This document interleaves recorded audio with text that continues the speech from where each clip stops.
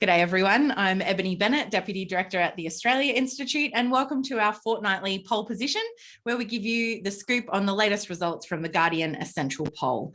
Thanks so much for joining us today. We've got more than 1,500 people registered. I want to begin by acknowledging that Canberra is Ngunnawal and Ngambri country, and by acknowledging the traditional owners of the land. Sovereignty was never ceded, and I pay my respects to elders past and present, and welcome any Aboriginal or Torres Strait Islander people joining us today. Days and times for our webinars do vary, so please make sure you register at australiainstitute.org.au. And we have two webinars coming up next week. Next Tuesday, we'll be talking to ACTU President Michelle O'Neill about the wages crisis and the budget. And on Wednesday, I'll be talking, or Pete and I will be talking to Ed Coper about his new book, Facts and Other Lies, which is about all the disinformation that we're experiencing. You can type in questions for our panelists using the Q&A box on Zoom, and you should also be able to upvote and comment on other people's questions as well. A reminder to please keep things civil and on topic in the chat, or we'll boot you out. And finally, a reminder that this is a live event and it's being recorded. The video will go up on australiainstitute.tv later today, and the audio will go up as an episode of the Guardian's Australian Politics podcast, hopefully tomorrow morning. So keep an ear out for that one. Happy International Women's Day. I do want to welcome our regular guest, Katharine Murphy, Walkley Award winner and political editor of Guardian Australia. Congratulations, Katharine. Thank you, Eb. That's lovely. Thank you. And Pete Lewis, Executive Director of Essential Media. We do have more than 1,500 people, as I said, registered for today. So get those questions in there for the panel. Thank you all for joining us. I must say, though, the news is a bit hellish at the moment. The news from Ukraine gets more bleak and more dire every day as the humanitarian crisis worsens there. The Prime Minister has announced a new $10 billion submarine base will be built somewhere on the East Coast to support future nuclear-powered submarines, for which Australia still has no contract, no timeline, and no budget, but more on that later. The devastating floods on the East Coast have rendered thousands of homes uninhabitable, and many people are still, even now, trapped by floodwaters. The community has stepped up to rescue people and coordinate food drops, as the SES and ADF has struggled to respond as quickly. And that all comes against the backdrop of a new IPCC report on climate adaptation and impacts, and that really warned about the risks of cascading, compounding, and aggregate impacts of global warming, which I think we're all seeing happen right in front of us. In better news, and just before International Women's Day, the Morrison government has allocated $5 million, part of a $189 million package on women's safety and equality. That money, that $5 million, will go to develop a survey of secondary school age students on issues related to consent by the Human Rights Commission in partnership with the Teach Us Consent founder, Chanel Contos. And just to make things even more interesting, there's just 22 sleeps until the budget, I think, with the federal election due a few weeks after that. Maybe it's 21. Katharine, I'm exhausted just listing all that, and the polling does touch on a couple of things, including the situation in Ukraine. But I did want to start with the floods on the East Coast. They've been devastating and they're not over yet. In the context of that IPCC report, can you just give us a little picture of what that debate is like, if there even is one, at the national level of politics at the moment? Well, look, first of all, I think we should give you a Walkley for that intro, Eb, or at least a packed lunch and a water bottle. So, thank you for that very comprehensive opening to today's session. Yes, look, floods have definitely been front and centre. Goodness me, floods have been front and centre, absolutely. And these events are just diabolical. I haven't been out in the field, but colleagues have.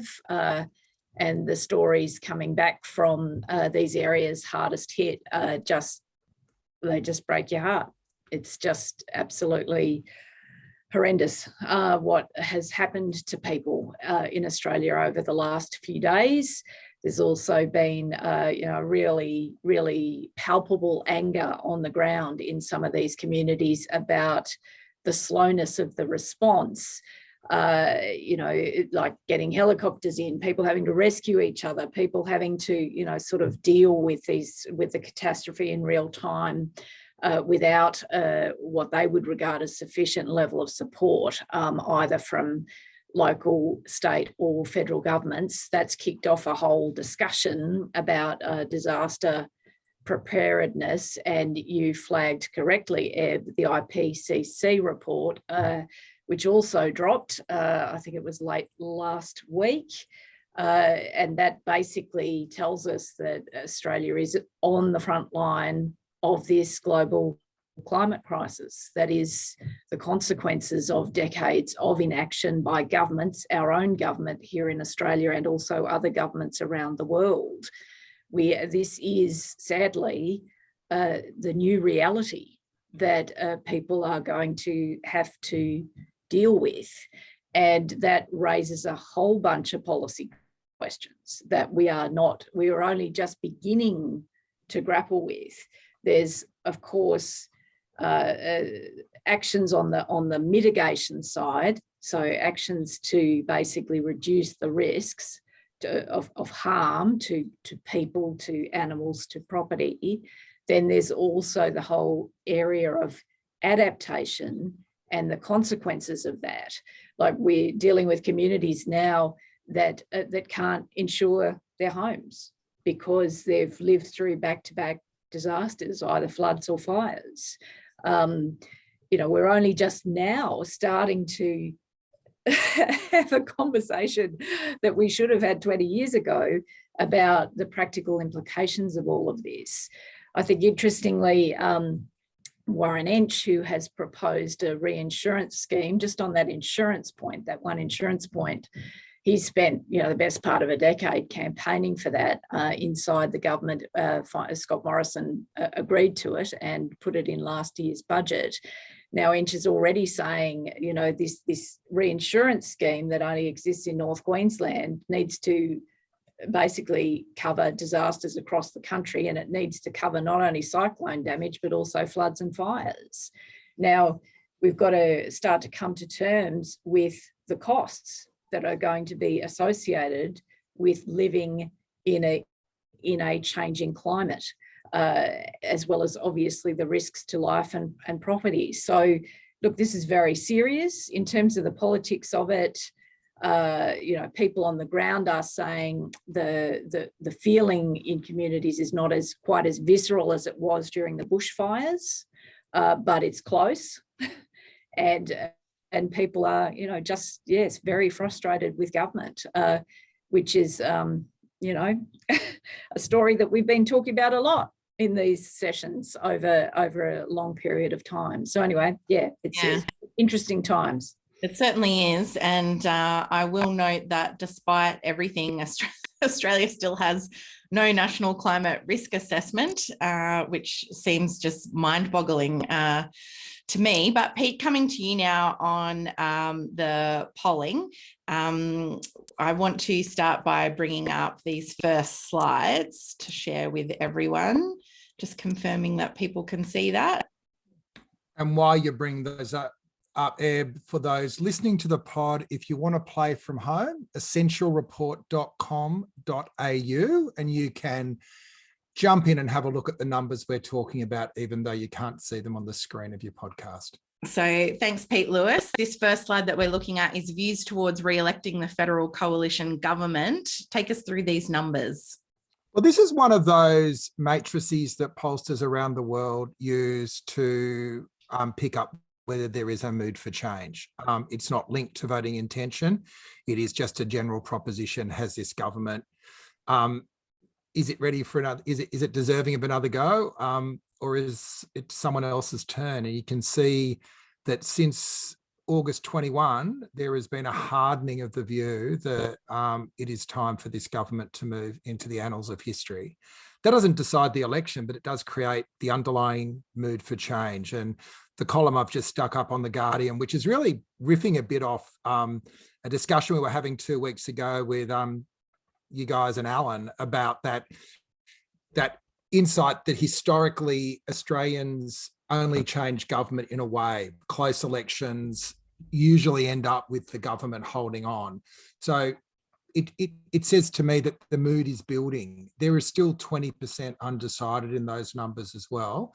But if you got half of those jumping into time to give someone else a go by the time the election's called, that's kind of pretty close to it in terms of that momentum to change government. I guess the other point I'd just like to sort of mark early is that we look at polling as a horse race and we look at politics as a horse race. We try not to with the Essential Report.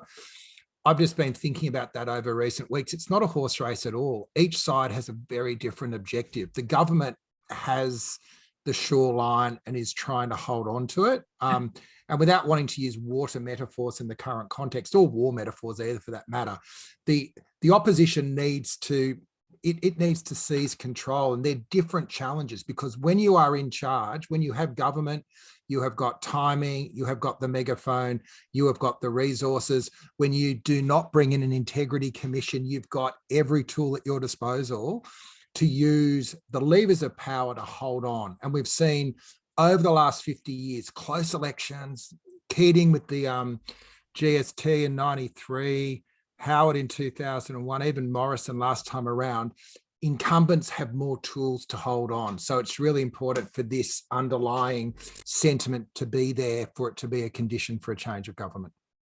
Yeah. Moving on to this next one, general attitudes to change by age.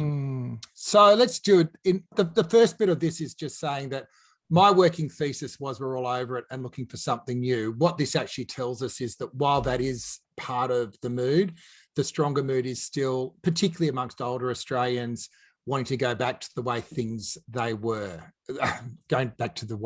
were, sorry. But there are big differences there you can see in different generations. If you're 18 to 34, you're ready for something new. If you're over 55, you just want them to go back to the way they were. What the telling thing here is, regardless of your generation, in numbers, if they're the options, you are not happy with how things are going. So as a framing exercise, I think that creates a bit of a challenge in terms of what the change narrative is. Are we going back? Are we building back better? And different demographics are after different things there. And now we're coming to the preferred political party to handle the Russia-Ukraine conflict. 24% coalition, 24% Labor, neck and neck there, 33% no difference, and 19% unsure. Pete, what's your analysis of that breakdown? We're a bit divided. Well, look, I think it is more a counterintuitive result than something that takes you anywhere, really. There is a perception that a Khaki election is what the government wants. We spoke 2 weeks ago about how the China national security threat wasn't taking, that Labor was actually seen as the better party of managing the complex relationship with China. These figures say that when it comes to Ukraine, there really isn't a brand differentiation at the moment. I think the bigger impact of Ukraine, rather than it being an issue that people are going to vote on, is the amount of public space it takes up. I think we are in this point where, going back to my earlier analysis, there is a mood for change, but I think there still needs to be some space for Labor and Anthony Albanese to establish themselves. I think the concern with an all-consuming war is it takes a lot of the oxygen out of the election campaign. It will always be competing with these horrendous unfolding events in the Ukraine. And it also provides a platform for the incumbent to, again, have the advantage of incumbency, of just being up there on a stage, being leaderly. And I do think that while it's not about who's the better at managing it, it still will influence the dynamic of this election. Yeah, Katharine, coming to you next on that. National security defence issues generally seen as stronger ground for the coalition, particularly coming into an election year.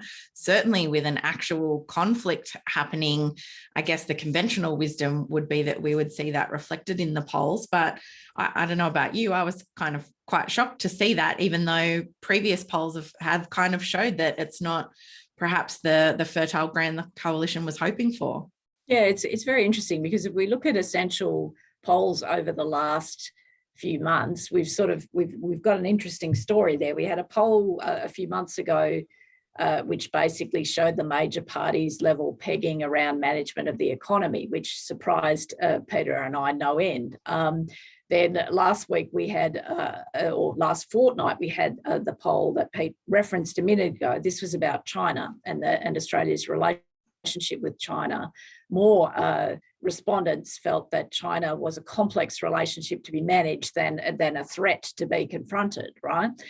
Which is sort of interesting in Morrison's whole staging of the campaign, which is sort of as obvious as the nose on your face.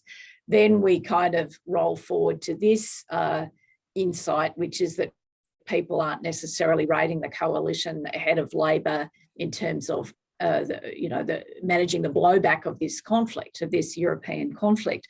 All of that's a really interesting picture to me. It suggests that some of the sort of verities that we have used in political reporting are perhaps in flux rather than verities. I absolutely, though, agree with Pete's point. As we get into the non-horse race metrics that we will get into undoubtedly in a bit in terms of voting intention, we see that in this fortnight, 3 points came off Labor's primary vote. We also saw among Queensland responders a bit of a bounce back by the coalition over this fortnight. It hasn't sort of adjusted the national two-party preferred plus figure, but anyway, I'm foreshadowing here. We'll get to all that. So it sort of impacts, I suspect, in two ways. As Pete says, like, look, I work in a major national news organisation. I can tell you that the only thing that people are interested in reading about at the present time are the floods and the conflict in Ukraine. I'm certain we could break Watergate tomorrow and it would not be read at this point in time. People are very, very fixated on those two very important big stories, one international, one local. As Pete says, that is problematic for an opposition that's yet to define their candidate and yet to define their call to action. If people are not tuned in to that political contest and they're focused on other issues, that is not great for Labor. Also, in that sort of down to the weeds, we see a bit of a swing back to the coalition in this fortnight in Queensland, obviously a pretty critical state. So, but anyway, I do think it is interesting, though, that these verities that, people who have been in political reporting as long as I have, i.e. the coalition, is marked up by voters on the economy, the coalition is marked up by voters on national security. Our data suggests that is no longer the case, and that is genuinely interesting. I wonder how much that's got to do with the snafus last year with Macron and the subs and everything as well, Katharine. Like, I think the performance has been what's undermined that rather than the brand, if you know what I mean. So yeah. Brand advantage works until you take the product and it tastes like garbage, right? And I think particularly on national security, and it's interesting, Morrison is seen to have been responsible for a series of missteps, which Labor has supported in a bipartisan manner, but have managed to take the gloss off their perception of their capabilities on that area at the same time. I want to stick with Ukraine for a bit. Katharine, we have seen the international community, particularly Europe, really rally behind the people of Ukraine. This is obviously a huge humanitarian disaster unfolding. We've seen kind of rising levels of sanctions applied to Russia, and Australia providing aid and applying sanctions, even though the Prime Minister himself acknowledged they won't have much of an impact. But just going back to these slides, let me see if this works here. This next one is attitudes towards Australia's commitment to increasing its financial support and financial support for weapons. Yep. Did anything stick out to you from these, Katharine, or is it about what you're expecting given the level of public interest? I think given the level of public interest, I think we could assume even before we had these numbers that the Australian public was on board with the provision of lethal support to Ukraine via NATO, which is what Australia and other nations are doing at the present time. I think gut tells you people would be on board with that, because everybody is seeing these, images every night on television, on the internet, of people fleeing from this dreadful, dreadful conflict. And I think everybody watching this conflict has this sort of dread and horror that we haven't seen the worst of this yet. So, and obviously, I think, a democratic country, sort of vulnerable to an ethno-nationalist aggressor like Putin, all of that resonates. This is, and obviously President Zelensky of Ukraine is just a master in terms of the projection of values and courage in the face of adversity. I think he's become a very sympathetic figure around the world. So I'm not surprised that Australians are on board with providing lethal support to a country like Ukraine, and also humanitarian support. That makes sense. But I mean, this is just a horrible development, obviously. But in geopolitical terms, we've had this amazing acceleration of history. I don't know if history can accelerate, Ed. That's probably a contradiction in terms, but it's quite amazing, these events, and how quickly things have fallen into place in terms of the world order, for a better term, over the last couple of weeks. The return of Germany, the sort of rallying around the democratic world. It's just an extraordinary story. Can I just say, though, I was a bit surprised at the large number of people either neutral or opposed, given the almost unitary narrative that has been running through our media, to the extent that people that give a contrary view are kicked out of Q&A, or, we've shut down Russia Today, and there are, valid policy reasons behind that.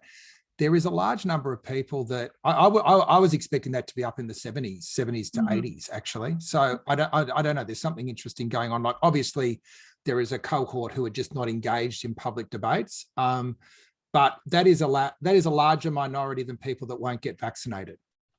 Yeah, but maybe, Pete, is it maybe, obviously, sorry, Ed, we will let you get a word in a tick.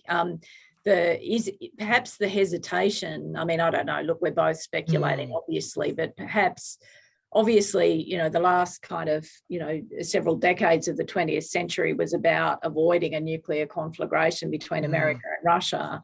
That whole dynamic in the geopolitical order, resonates deeply with people. Maybe people are just terrified about butterfly effects. Like, what does this mean? What does... No, I am. Yeah. Well, it makes sense intuitively, right? Anyway, we're speculating. Sorry, Ed, back to... That's all right. And I'm sure we'll come back to this in the questions from the audience as well. But moving now on to views towards gender equality in Australia, we've got a whole range of statements here that respondents could either agree or disagree with. Pete, what stood out to you in these results? Sometimes it's the way you ask a question, obviously, and there's a number of different propositions that look contradictory that have different responses here. I guess the ones in terms of just setting the scene for International Women's Day are the bottom two. 80% support for the proposition there should be laws that require equal salaries for men and women in the same position, and 76% for the proposition that although there has been a significant progress on gender equality, there is still a long way to go. But then when you turn some of those propositions on the head, and this is to test negative frames, there is majority support for the proposition that gender equality is mostly to do with well-to-do people, which is a very quaint term, and I'm not sure why we're using this, except that it's benchmarked over a number of years. I think there's a number of well-to-do people in this discussion. And then you've got that, while we've got the 70-odd saying there's a long way to go, you've also got 49% saying it's largely been achieved. So I think that says it's how you frame a question. The same people will give you different responses.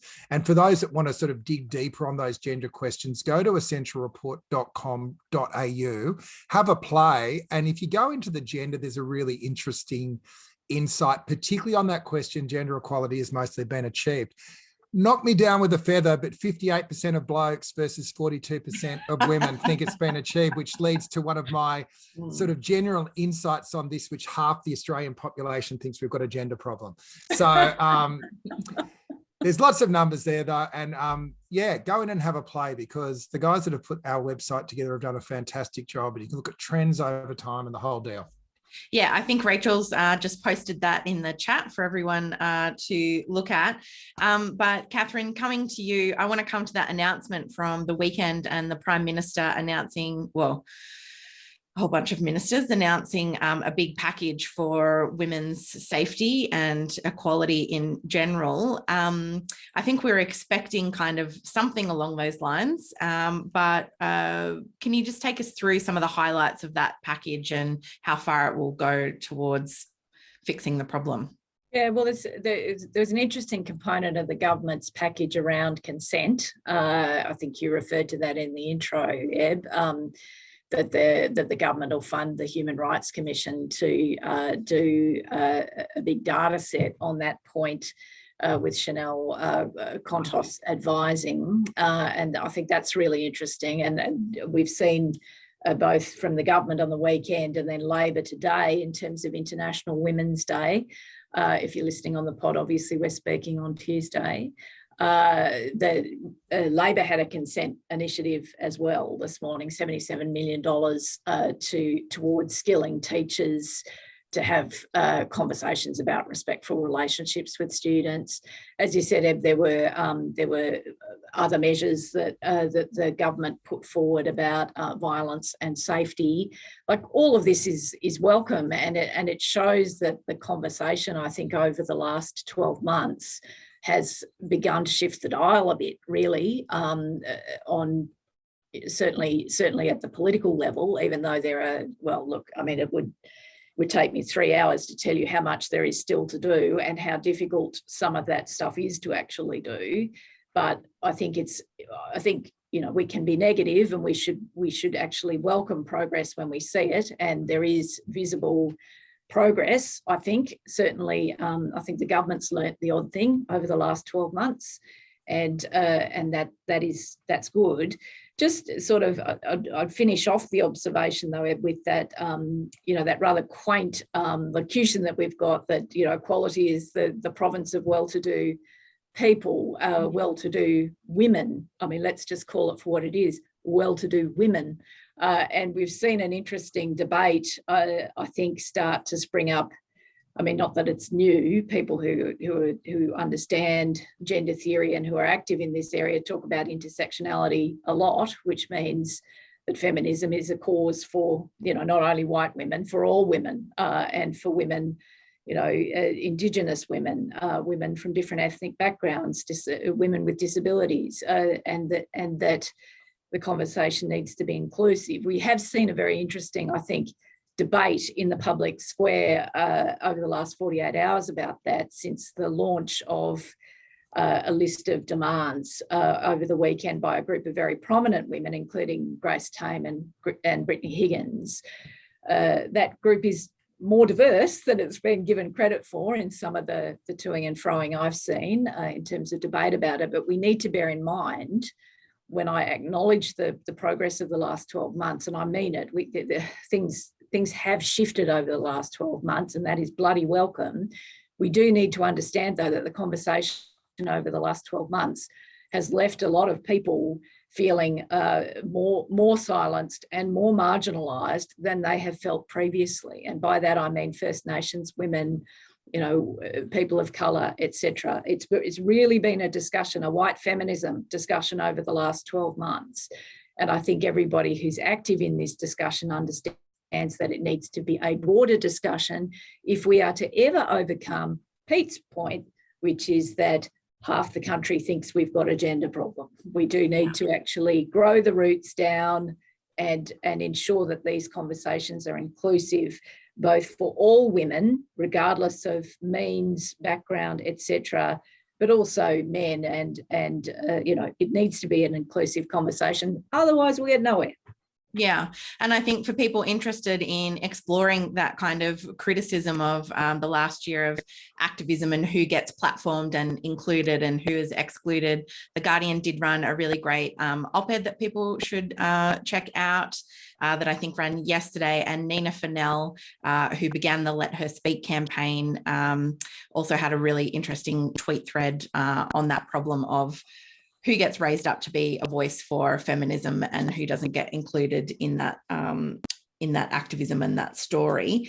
And I will just say, for those interested in Teach Us Consent, partly the reason why that survey that's been announced is so important is because that will actually measure whether the funds that are now going to go into schools to help teach consent all the way, I think, from kindergarten through to year 12, part of Chanel Contos's activism, the survey will actually help measure how much of an impact that's having on attitudes towards consent and knowledge about consent amongst school-age children. So very exciting and well overdue. Yeah, and can I just say one thing really quickly, Eb? I just want to say on International Women's Day, I think we also need to be mindful, notwithstanding the point I'm making about inclusivity and making sure that the conversation is as broad and deep as possible. I just want to give a shout out to all of those women, Grace Tame, Brittany Higgins and others who have put their own traumas in front of the Australian people over the last 12 months over and over again in order to shift the dial on some of this stuff. These women are people.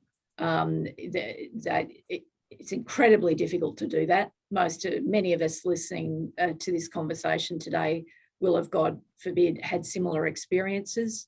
Not everybody feels as though they can talk about them. I think we need to be really profoundly grateful to women who feel they can bring their personal stories into the public domain in order to affect social change. It's not without a cost. So I just actually want to acknowledge that today. Yeah. Thank you, Katharine. I think we might go now back to the horse race on the slides. Inevitably. Just to lower the tone a bit.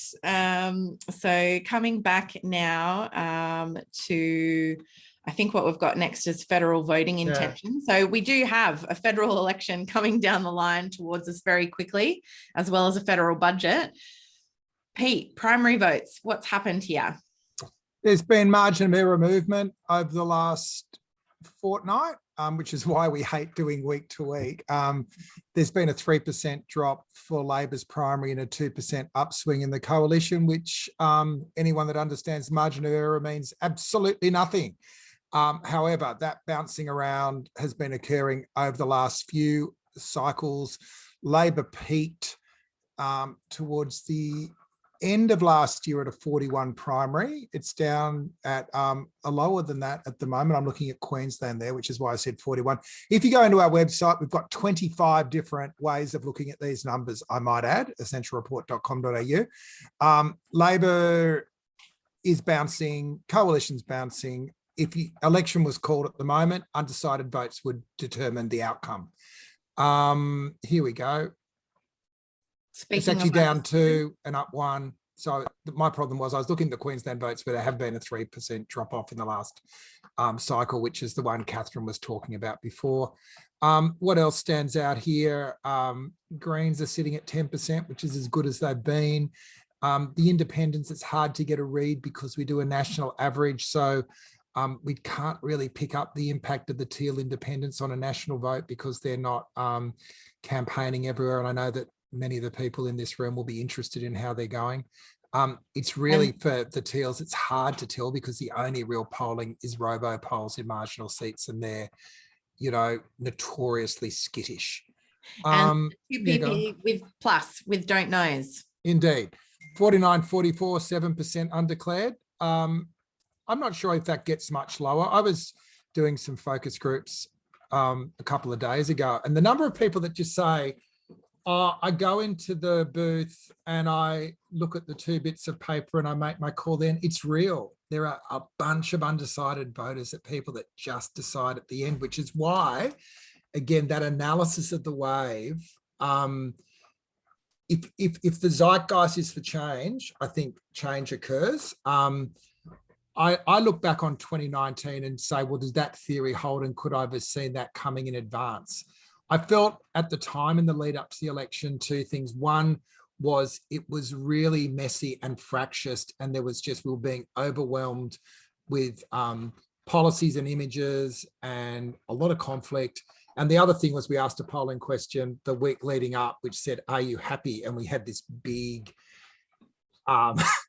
big number of people that just said, yeah, I'm happy. And it just felt like it wasn't there this time. It might be different this time. I'm just not prepared to call it yet. Although, I don't know. I go back to, I think it's either going to be a big win or no win at all, is the way I'm feeling at the moment.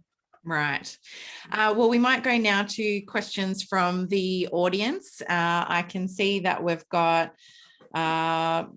over 900 people on the line with us today. Thank you so much for joining us. You can put questions for our panel in the Q&A box, and just a reminder, you can upvote questions from other people if you think they're good. The first question is from John Knox, and this one might be for you, Katharine.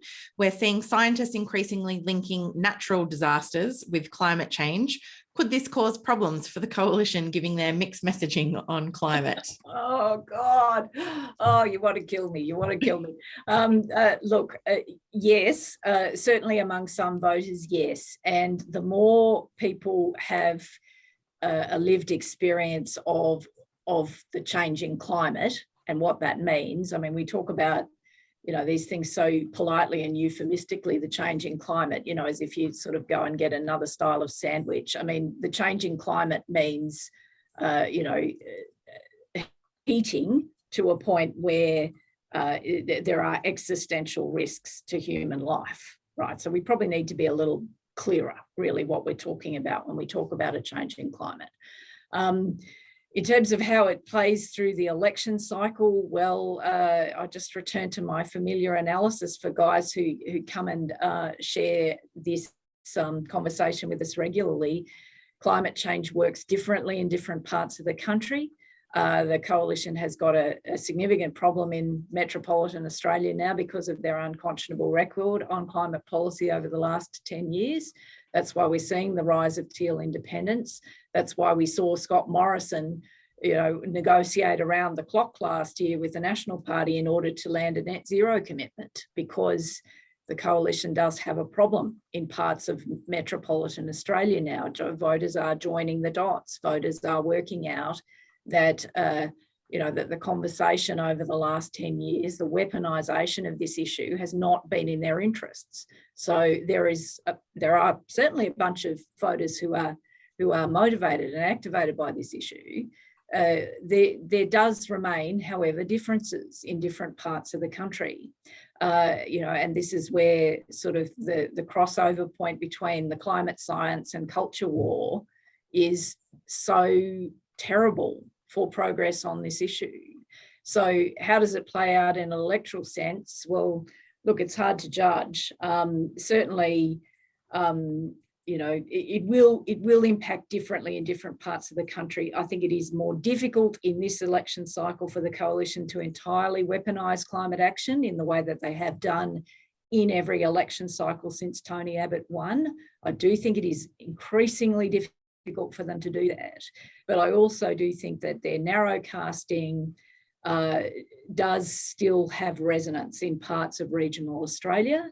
And I guess we'll have to wait till election night to just see how much resonance, I guess. Yeah.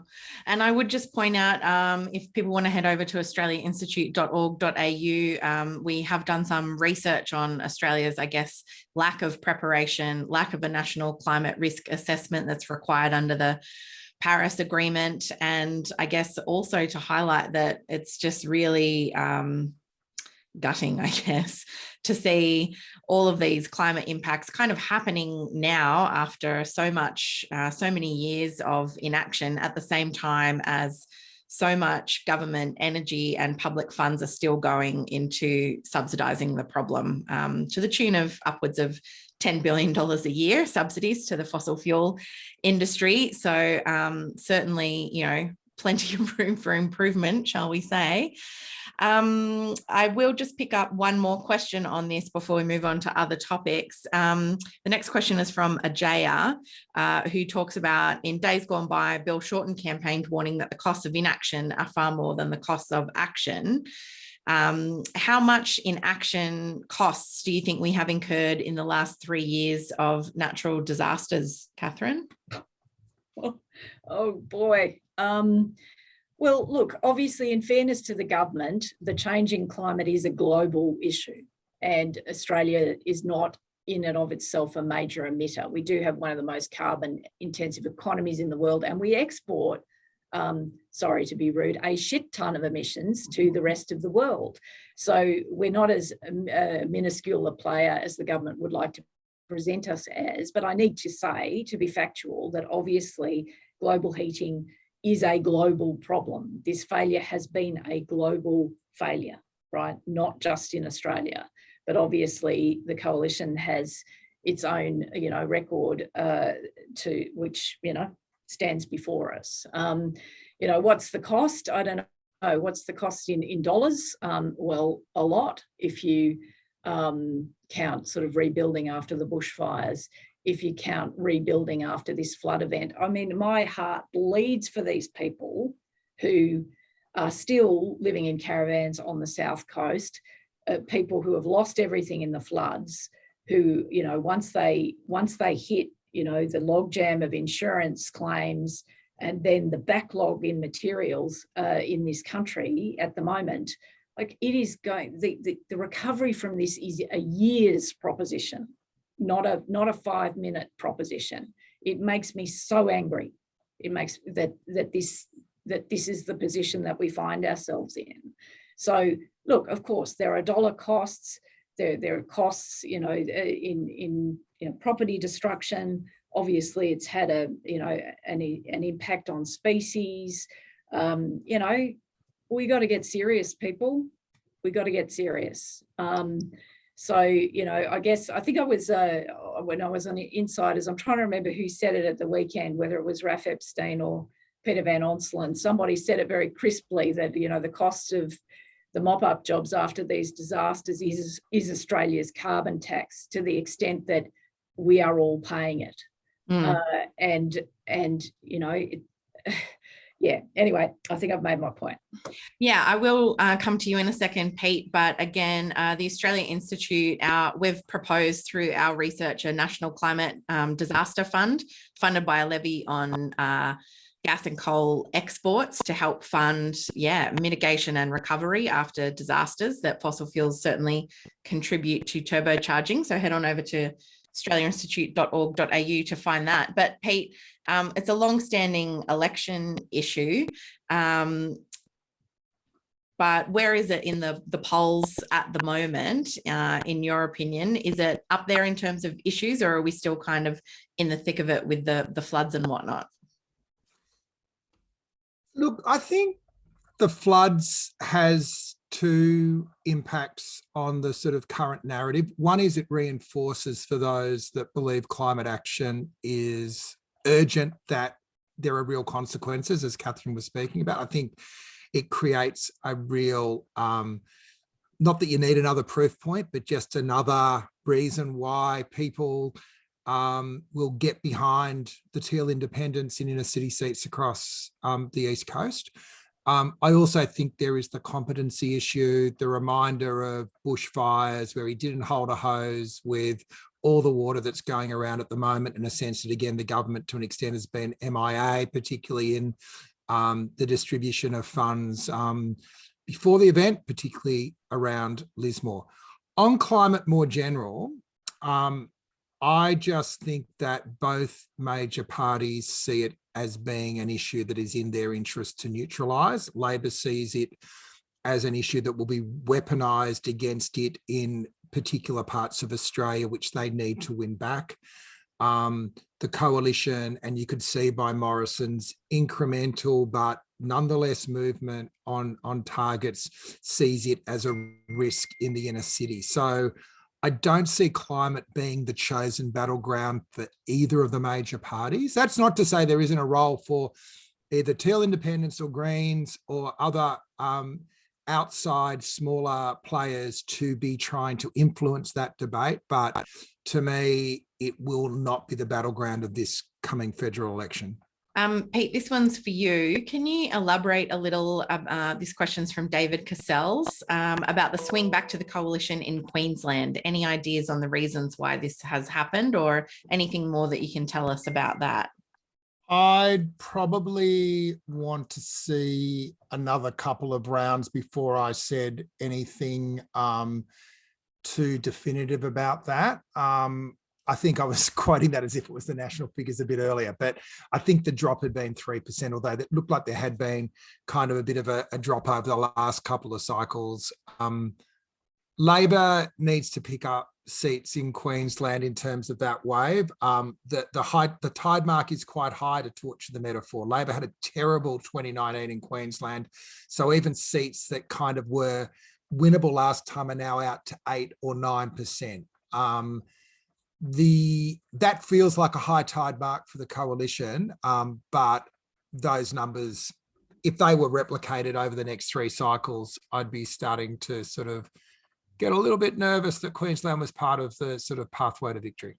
Yeah. Katharine, I wanted to ask you about the announcement of that $10 billion to build a base somewhere along the East Coast for potential submarines. The idea of a national, heightened state of national security. You can see why the government kind of wants to give the impression that things are moving ahead. But correct me if I'm wrong, we don't have a contract yet. We don't have a submarine model yet. We don't know how much it will cost yet. And we don't have a date for delivery yet. Am I wrong on any of those? No, I can't fault your logic. I'd add one more thing.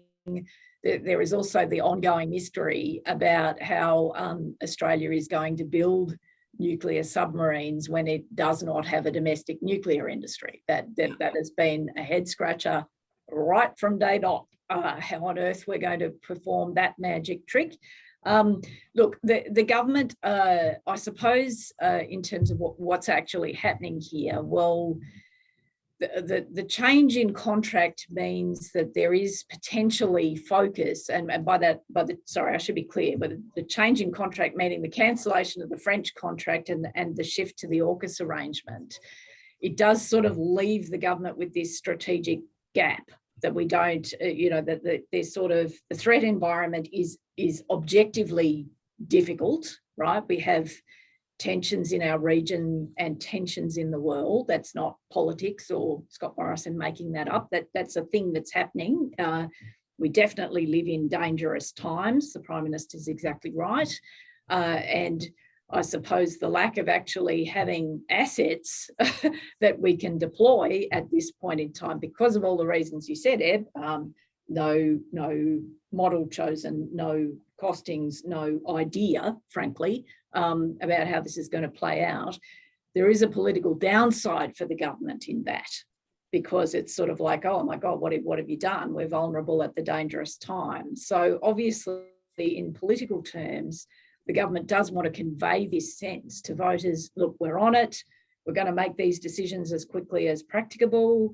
And in terms of the location of the bases, we have this sort of, well, maybe this one, or maybe this place, or maybe this, I mean, it's sort of a bit silly, but it sort of keeps the issue live and in front of people and looking as though it's going to reach a landing point. The curiosity about the 3 locations is my colleague, very hardworking foreign and defence correspondent, Daniel Hurst, had a look at the defence assessment in 2011 for places you might want to put a submarine base. And look, I know this will astonish everybody, but the 3 places that the government pulled out of the hat weren't top of the pops in terms of where you might put a submarine sort of base. Anyway, look, that inspires confidence. It does.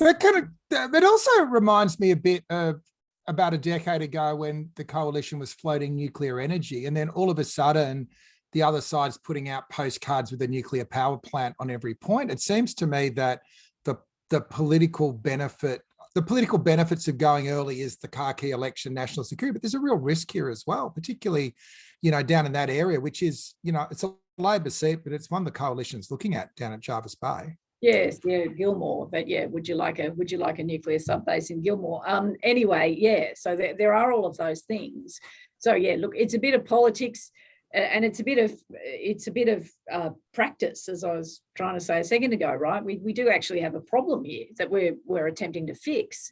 And whomever wins the next election is going to be inheriting the AUKUS problem big time. Are these submarines ever going to be built in this country? I have my doubts. I really do. It just doesn't make a lot of sense to me.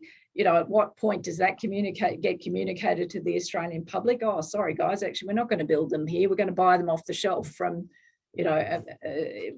London or America, right? At what point does that become known? At what point does the cost become known? And also what is happening in the geopolitical environment in the interim?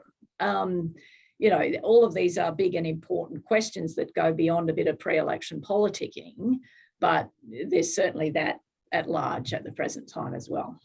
Yeah, a couple of decades, I'm sure, between now and if they get here is certainly enough time for some big changes on the political scene internationally, as we've seen in the last couple of weeks. The next question is from Jonathan Nolan, who asks about the AGL offer and it being the best that AGL will ever get. For viewers at home, that's Mike Cannon Brooks, and I can't remember the name of the consortium that he's doing that with, offering to buy AGL, a takeover of AGL, in part to accelerate the closure of its coal-fired power assets and replace them with $20 billion of capital for clean renewable energy. They've knocked back a second offer. The question, Katharine, is do you think the offer is now dead with the government and board against it?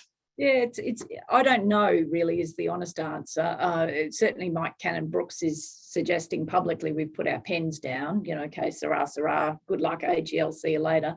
And look, maybe that's right. Certainly, because of the participation by the international partner, the Canadian Brookfield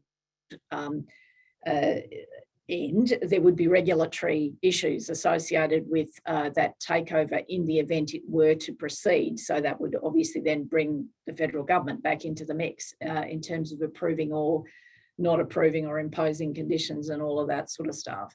Look, yeah, I don't know, because I haven't been doing the absolute frontline reporting on this, whether Cannon Brooks has now just decided, oh God, look, it's really not worth my trouble. Or whether this is just a mind focusing period where they withdraw from the table. Perhaps some of the sort of interests in AGL start to think, oh, well, actually, maybe that wasn't such a bad offer after all. I think we spoke last fortnight, Eb, didn't we, about the sort of this live referendum on the value of stranded assets. This is something that really intrigues me about this whole play, right? How much are aging coal assets worth in a carbon constrained economy? Anyways, fascinating. Katharine, it also strikes me that AGL kind of isn't the only energy company in Australia managing this transition. Maybe they'll start to look around for other companies. Yeah, well, it's an interesting play. You've got pension funds and superannuation funds around the world cashed up and looking for assets that are productive for, deliver productive returns over the long haul. It's sort of part of this phenomenon that people who follow climate and energy policy closely will be absolutely across this idea that the private sector, the market, global capital is all over this, even if governments are struggling to get their acts together. So it's sort of been a really interesting little case study in all of those sort of broader plays. But yeah, where it ends, I honestly don't know at this point in time. Yeah. Pete, did you have anything to add to that? I know when I'm outside my area of expertise, I'm going to defer to you guys on this one. No worries. Well, we might go to another question there. Pete, we've got a few people in the questions asking about the undecideds and what we know about undecideds. So I'm not sure if you've got anything today, but maybe if you can come back to us next fortnight, if there's anything in terms of a deeper dive that we can find out about the undecideds. Yeah, of course, one of the problems there is when you're under 10%, it's only 100 voters. It's hard to get a sense, but that can be my homework. And I don't have the new father, John Remington, to help me with either this time around, but we'll work something out and come back to you next week, guys. Yes, our congratulations to John and his new little family. Very exciting. We've got questions in here from Jill Newton. Do we think a Khaki election is unlikely to help the coalition as much as it expects, which we have touched on a little today? And again, coming back to that question of can we trust an incompetent government that led in the saddlebags that Morrison now has from kind of multiple crises. Katharine, can I come to you on that first, on the prospect of a Khaki election? Yeah, well, it's sort of interesting. I think that, you know, that poll trend that we flagged a bit earlier in today's episode, the sort of, you know, the more nuanced view of voters on China. There's not an automatic starter in our question this week for people to be thinking the coalition automatically does this stuff better than Labor. That does point to some sort of a shift. But again, it's the problem with our data. It's sort of like, this is a really valiant exercise that we do. It's sort of tapping the national mood. But elections are determined by the point of view in a number of different seats, right? Unless, as Pete has been saying, you know, the flood's on, and sorry about the metaphor, but the mood for change is on, right? It's a seat by seat proposition, and we don't really have our kind of, microscope down at the seat level looking at how these things are playing out.